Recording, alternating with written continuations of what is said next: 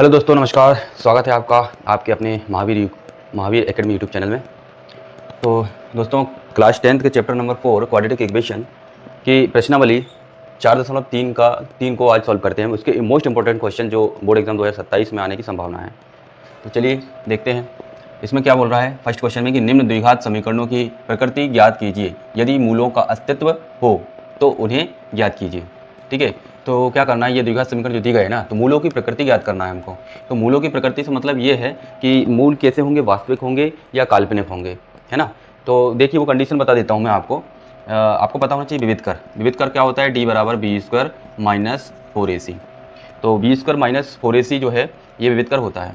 और यदि देखो अब कंडीशन 3 बनती है। पहली कंडीशन, यदि जो विविध कर है ना, b² माइनस 4ac जो है वो अगर 0 से छोटा हो तो मूल कैसे होते हैं, मूल या ऐसा लिख दो आप, कोई वास्तविक मूल नहीं, कोई वास्तविक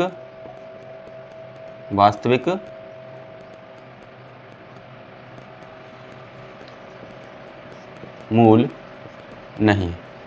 ठीक है, यदि इसका मान 0 से छोटा है, 0 से छोटा मतलब नेगेटिव संख्या आएगी, कोई भी नेगेटिव नंबर आ जाएंगे, जैसे -2 -3 इस टाइप से। यदि विविध कर का मान नेगेटिव आता है तो कोई वास्तविक मूल नहीं होता है द्विघात समीकरण का। और आपको पता होना चाहिए अधिकतम जो मूल हैं वो कितने होंगे, 2 होंगे, क्योंकि इसकी घात कितनी है, 2। द्विघात समीकरण है ना, तो इसलिए 2 मूल होंगे। ठीक है, तो यहाँ पर तीसरा जो है मतलब सेकंड देखते हैं। सेकंड क्या है कि यदि विविध कर, ये विविध कर है, विविध कर का मान 0 से क्या हो, बड़ा हो, यानी कोई पॉजिटिव नंबर आए, तब क्या होगा, दोनों मूल होंगे वास्तविक, दोनों मूल वास्तविक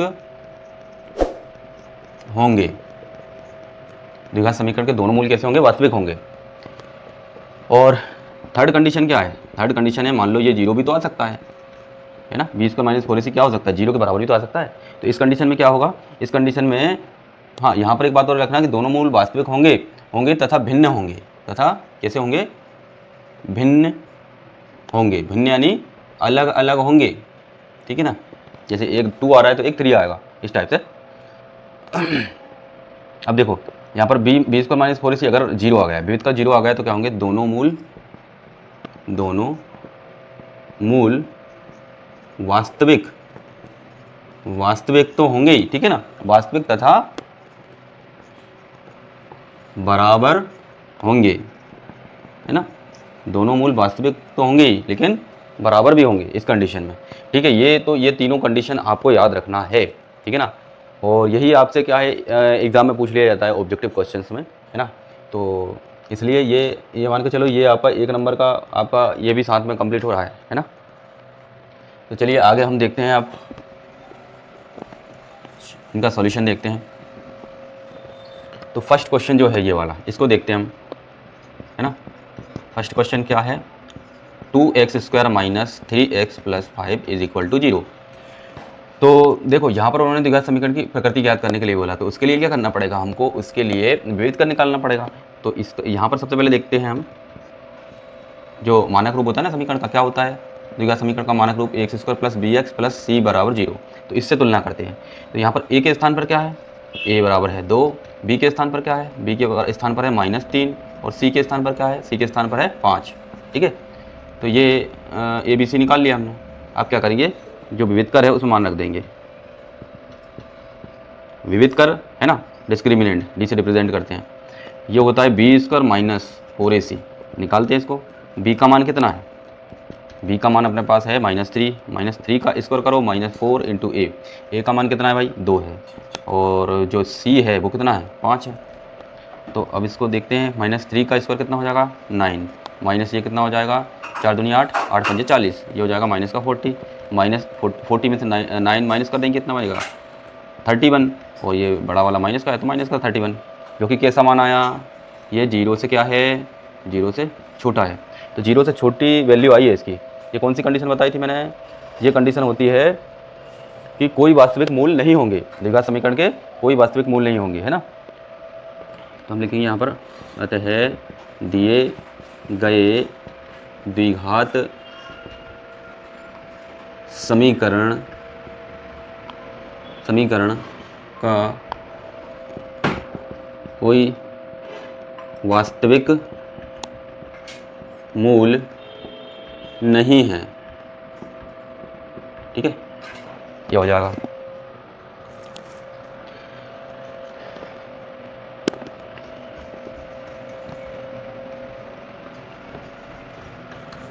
अब देखो नेक्स्ट क्वेश्चन देखते हैं, ये वाला, ये मैं आपको होमवर्क में देता हूँ भाई, आप ये होमवर्क में करना है, ये थर्ड वाला बता देता हूँ मैं, ठीक है। क्वेश्चन नंबर 3 का सॉल्यूशन देखते हैं। क्या है, 2x² - 6x + 3 = 0। तो यहाँ पर जो है, अब तुलना करें अपन इससे, तो क्या आएगा, a बराबर कितना है, a बराबर 2 है, b बराबर कितना है -6 और c बराबर कितना है 3 है, ठीक है ना। तो विविध कर निकालेंगे d, है ना, विविध कर b² - 4ac, ठीक है, इसको निकालते हैं।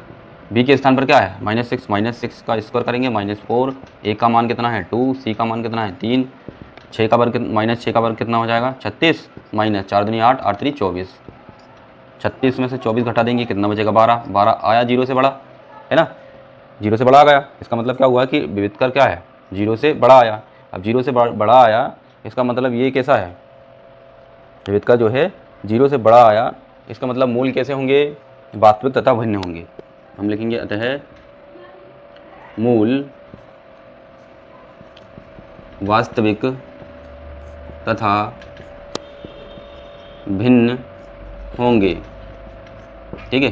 तो देखो वास्तविक तथा भिन्न होंगे। अब वास्तविक है मतलब कि मूल अवेलेबल है ना, मूल इसके वास्तविक मूल हैं, तो हमको ज्ञात करना है, बोला ना उन्होंने, यदि मूलों का अस्तित्व हो तो उन्हें ज्ञात कीजिए।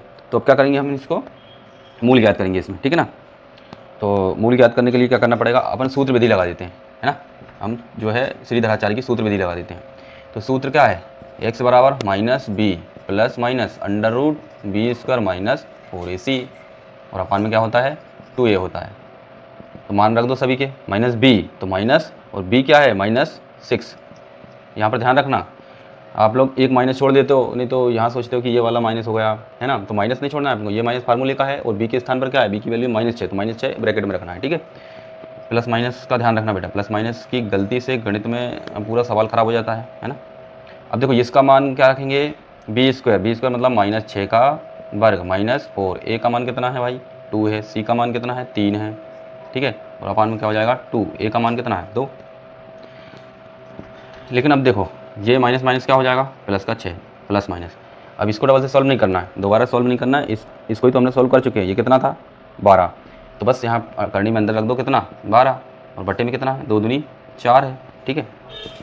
अब इसको हल कर लेते हैं, तो 6 प्लस माइनस, अब 12 लिखा हुआ है ना, करनी 12 लिखा है, तो अपन इसको ऐसा लिख सकते हैं कि 4 × 3, है ना, तो 2, 4 का वर्गमूल कितना होता है 2 होता है, 2 हो जाएगा बाहर, अंदर बच जाएगा 3, 2 करनी 3 यहाँ बचा, कितना 2 करनी 3, बटे में कितना है 4। तो अंश और हर दोनों में 2 से भाग दे दो, अंश और हर में दोनों में 2 से भाग देंगे, तो यहाँ 2 से भाग दिया तो कितना बचा 3, 2 3 6, प्लस माइनस यहाँ 2 से भाग देंगे तो करनी 3 बचेगा, और बटे में यहाँ 2 से भाग जाएंगे 2 दूनी 4, ये 2 बचेगा, ठीक है ना। तो x बराबर अपने पास ये वैल्यू आती है, x बराबर क्या आया, ये मान आया, है ना। तो अब यहाँ पर एक मान नहीं है भाई, ये x का 2 मान है, एक प्लस चिन्ह लेने पर, एक प्लस चिन्ह लेने पर, और एक माइनस चिन्ह लेने पर, है ना। तो हम लिख सकते हैं दिए गए समीकरण के, अतः दिए गए समीकरण के मूल क्या है, एक प्लस के साथ रखो 3 + √3/2 तथा एक बार माइनस ले लो, दूसरा रूट मिल जाएगा, है ना, 3 - √3 होंगे, ठीक है। दिए गए समीकरण के दो मूल कौन कौन से हो जाएंगे, 3 + √3/2 और 3 - √3/2। ये क्या है, एक प्लस चिन्ह लेने पर, एक माइनस चिन्ह लेने पर, है ना। ये सूत्र विधि आपको याद रखना, ये सूत्र याद रखना, श्रीधराचार्य का सूत्र बोलते हैं इसको, और ये पूछा भी जाता है एग्जाम्स में, है ना, या इसकी सहायता से अपन सवाल हल करते हैं, तो इसलिए ये फार्मूला आपको याद होना चाहिए, ठीक है।